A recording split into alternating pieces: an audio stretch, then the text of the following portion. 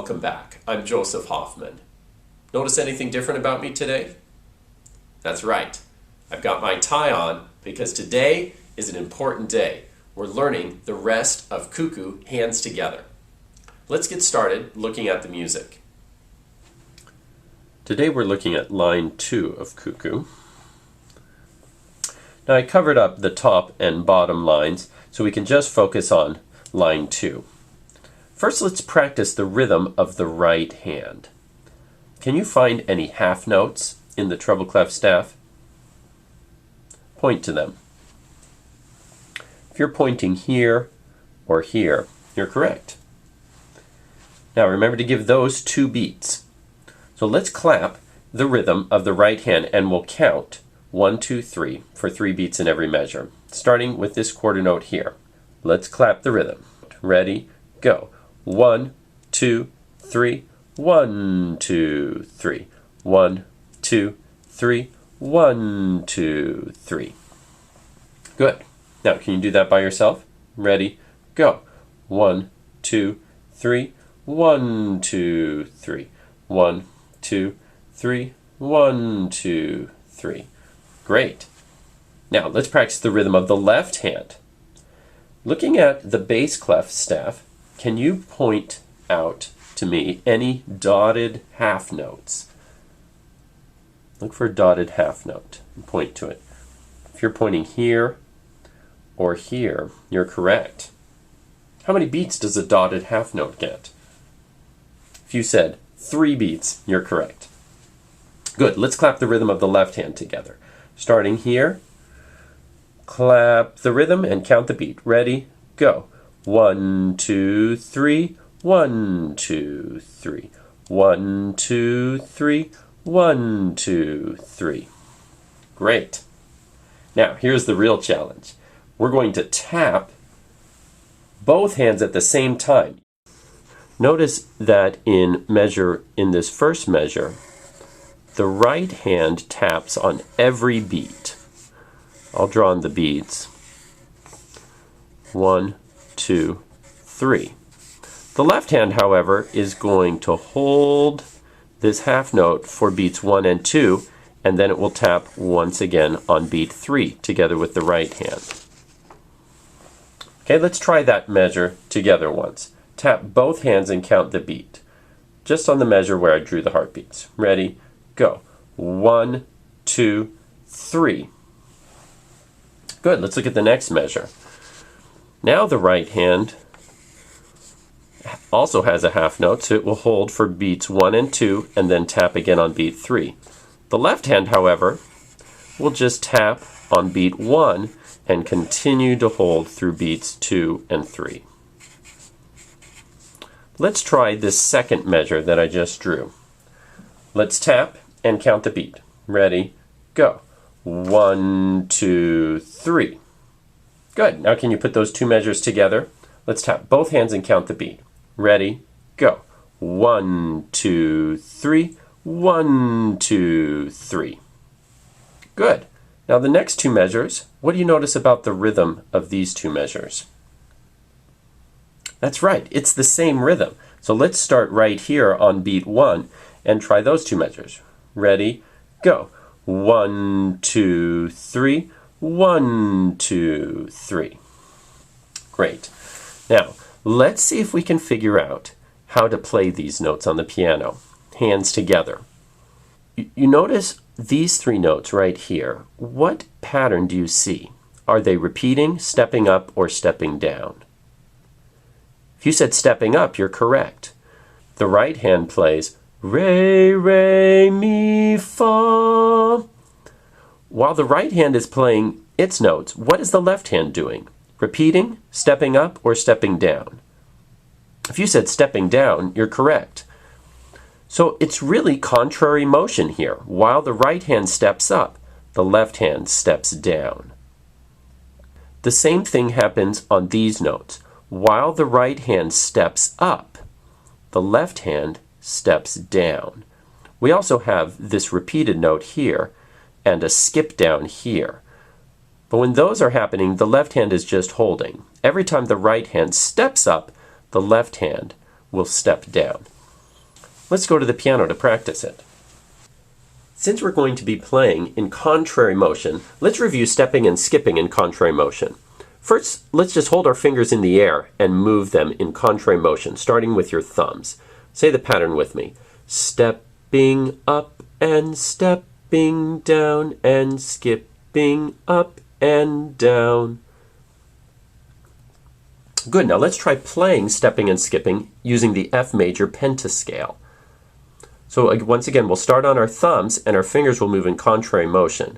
The thing to watch out for is that while the left hand plays a black key, the right hand will be playing a white key, and vice versa. Ready, start. Stepping up and stepping down and skipping up and down. Great. Press pause and practice that on your own if you need to. Then press play again when you're ready to try Cuckoo. Okay, at the start of line 2, the right hand will be playing a pattern that starts on G with finger 2. Fly above rivers. Will you try that? Go.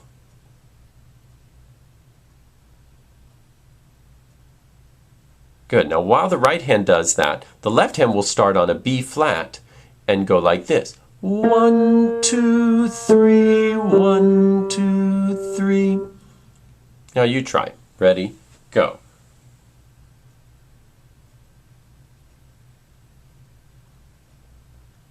Good. So remember that when the right hand steps up, the left hand will step down in contrary motion. It will sound like this. 1, 2, 3, 1, 2, 3. Good. Notice that on beats 1 and 2, the left hand's just holding the B flat while the right hand repeats the G, like this. 1, 2. Then on beat 3, both hands step in contrary motion, the right hand stepping up while the left hand steps down. And then on the next beat, which is beat 1, the right hand steps up once again to the B flat, while the left hand steps down to the G. Now, instead of thinking about so many steps, just think about your fingers moving in contrary motion, and it will be no problem. Watch it one more time, then it will be your turn. 1, 2, now step in contrary motion, 3, 1, 2, 3. Good. Now it's your turn. Push pause and practice it as many times as you need to get the hang of it. Good work. I know this is tricky, but if you'll keep practicing it, you will get the hang of it. Now, let's try the next pattern, which is really the same idea, but everything moves a step higher. Now, the right hand starts with finger 3 on A and plays Fly Above Treetops. Will you try that by yourself? Ready, go.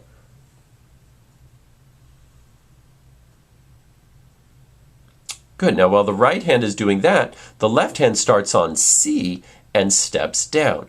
1, 2, 3, 1, 2, 3. Now you try. Ready, go.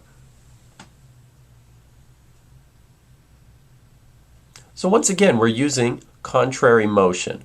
Whenever the right hand steps up, the left hand will step down.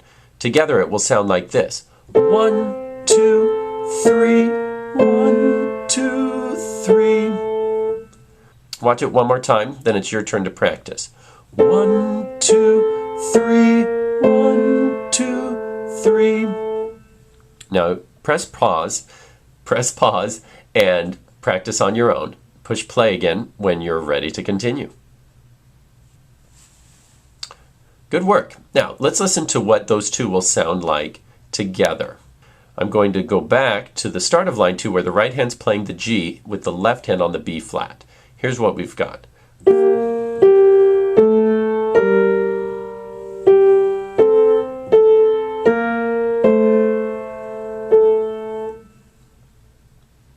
Now, on your own, I'd like you to practice putting those two phrases together and play all of line 2.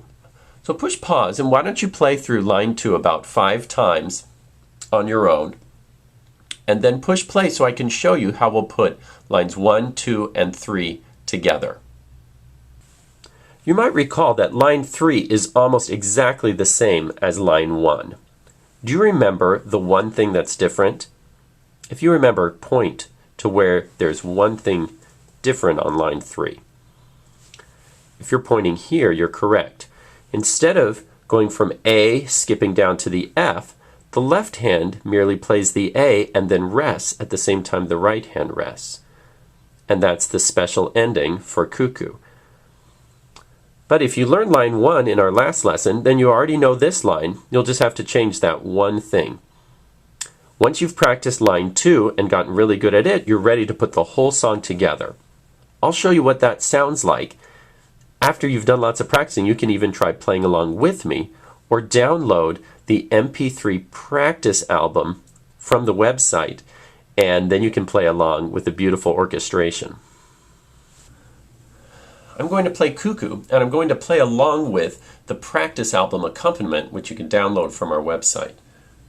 When you hear 3 clicks, that's your signal to start playing.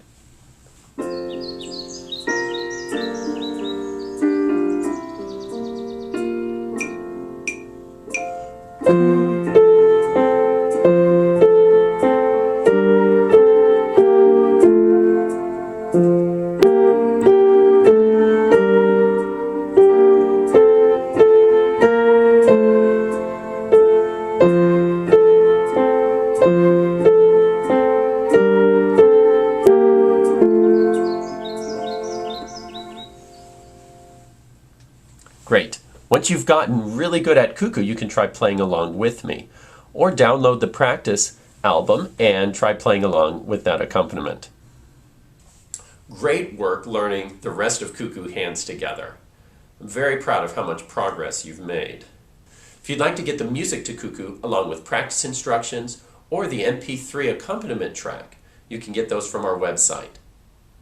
Thanks for watching, and I'll see you next time.